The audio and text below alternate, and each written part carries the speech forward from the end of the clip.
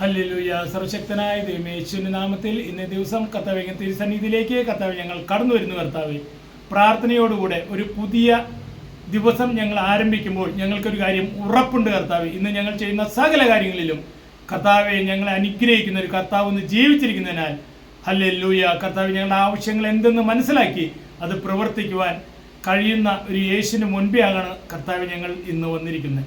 കർത്താവ്, ഇന്നത്തെ ദൈവവചന ചിന്തയ്ക്കായി ഞങ്ങൾ തിരഞ്ഞെടുത്തിരിക്കുന്നത് ലൂക്കോസ് 9:15. അവൻ ആ 5 അപ്പവും 2 മീനും എടുത്തുകൊണ്ട് സ്വർഗത്തിലേക്ക് നോക്കി അവയെ അനുഗ്രഹിച്ചു, നുറുക്കി പുരുഷാരത്തിന് വിളമ്പുവാൻ ശിഷ്യന്മാരുടെ കയ്യിൽ കൊടുത്തു. എല്ലാവരും തിന്ന് തൃപ്തരായി. ശേഷിച്ച കഷണം 12 കുട്ട എടുത്തു. അവൻ എന്ന് പറയുന്നത് യേശു ആ ബാലന്റെ കയ്യിലുള്ള 5 അപ്പവും ആ 2 മീനും കണ്ടു, വാങ്ങി, സ്വർഗത്തിലേക്ക് നോക്കി അവയെ അനുഗ്രഹിച്ചു, പിന്നെന്ത് ചെയ്തു? നുറുക്കി. എന്നിട്ട് ശിഷ്യന്മാരുടെ കയ്യിൽ വിളമ്പാൻ കൊടുത്തു. എത്ര പ്രോസസ്സിലൂടെ ഈ 5 അപ്പവും 2 മീനും കടന്നുപോയി അല്ലേ? യേശു 5 അപ്പവും 2 മീനും വാങ്ങി, കണ്ടു, വാങ്ങി, സ്വർഗത്തിലേക്ക് നോക്കി അവരെ അനുഗ്രഹിച്ചു. എന്നിട്ട് എന്ത് ചെയ്തു? അതിനെ നുറുക്കി. അവസാനത്തെ പ്രോസസ്സാണ് നുറുക്കം. ആ നുറുക്കം കഴിഞ്ഞപ്പോഴാണ് ഈ 5 അപ്പവും 2 മീനും വർദ്ധിച്ച് 5000 പുരുഷന്മാരും അവരുടെ ഭാര്യമാരും കുഞ്ഞുങ്ങളും തിന്ന് തൃപ്തരായി മിച്ചം 12 കൊട്ട ശേഖരിച്ചു. ഹല്ലേലൂയ. നമ്മുടെ ദൈവം മിച്ചം വരുത്തുന്ന ഒരു ദൈവമാണ്. നമ്മുടെ സകല ആവശ്യങ്ങളും കഴിഞ്ഞ് തിന്ന് തൃപ്തരായി മിച്ചം വരുത്തി.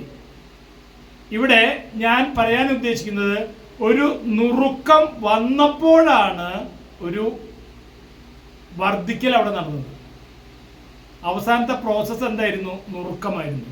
അങ്ങനെയെങ്കിൽ നമ്മുടെ ജീവിതത്തിലുണ്ടാകുന്ന ഏത് പ്രതികൂലങ്ങളും ഒരിക്കലും നമ്മളെ പരാജയപ്പെടുത്തുകയില്ല. ഒരു പ്രശ്നം വരുമ്പോഴാണ് നമ്മൾ ദൈവത്തോട് കൂടുതൽ പ്രാർത്ഥിക്കുന്നത്. എല്ലാ കാര്യങ്ങളും കുഴപ്പമില്ലെങ്കിൽ നമ്മൾ പ്രാർത്ഥിക്കില്ല എന്നല്ല, പ്രാർത്ഥിക്കും. പക്ഷെ നമ്മുടെ പ്രാർത്ഥനയുടെ സമയം കൂടുന്നത് എപ്പോഴാണ്? ഒരു വൻ പ്രയാസം നമുക്ക് നേരിടുമ്പോൾ നമ്മുടെ പ്രാർത്ഥനയുടെ ദൈർഘ്യം വർദ്ധിക്കും. അങ്ങനെയെങ്കിൽ ഒരു പ്രശ്നം വരുമ്പോൾ, പ്രതികൂലം വരുമ്പോൾ, ഹല്ലേലൂയ, നമ്മെ ദൈവത്തിലേക്ക് കൂടുതൽ അടുപ്പിക്കുകയുള്ളൂ. ഒരു പ്രശ്നം ഉണ്ടായപ്പോഴാണ് നമ്മളെല്ലാം ദൈവവുമായി ഒരു ബന്ധത്തിലേക്ക് വരുവാൻ കാരണമായത്. ചില പ്രതിസന്ധികൾ നേരിടുമ്പോഴാണ് നമുക്കൊരു കാര്യം മനസ്സിലാവുള്ളൂ, നമ്മളെ താങ്ങുന്ന ഒരു കരം ഉണ്ടെന്ന്. താങ്ങുന്ന ഒരു കരം ഉണ്ടെന്ന് മനസ്സിലാകണമെങ്കിൽ ഒരു ബലഹീനതയോ ഒരു പ്രശ്നമോ ഒരു വെല്ലുവിളികളോ പ്രതിസന്ധികളോ വരുമ്പോൾ മാത്രമേ നമ്മെ താങ്ങുന്ന ഒരു കരമുണ്ടെന്ന് നമുക്ക് മനസ്സിലാവുകയുള്ളൂ.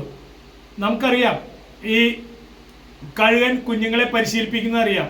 ഉയരത്തിലുള്ള വൃക്ഷത്തിന്മേലാണ് കഴുകൻ കൂട് കൂട്ടുക.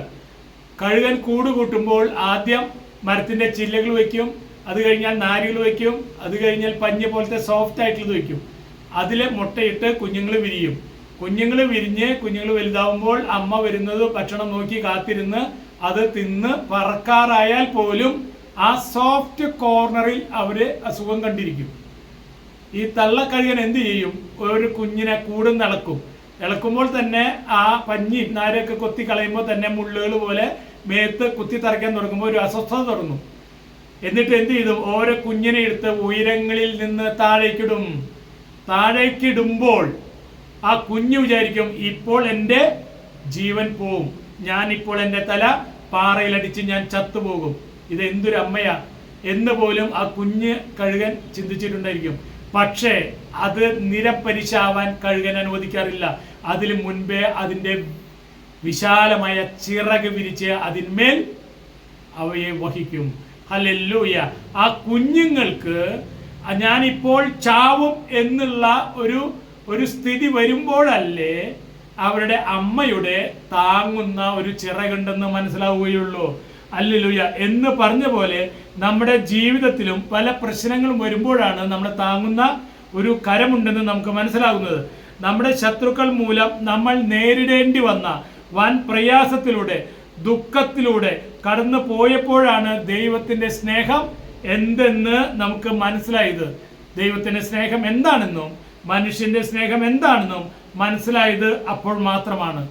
ദൈവത്തിന്റെ കൃപയും കരുതലും സൂക്ഷിപ്പും മനസ്സലിവും നമുക്ക് മനസ്സിലാവുന്നത് പ്രതിസന്ധികളുടെ കടന്നു പോകുമ്പോഴാണ്.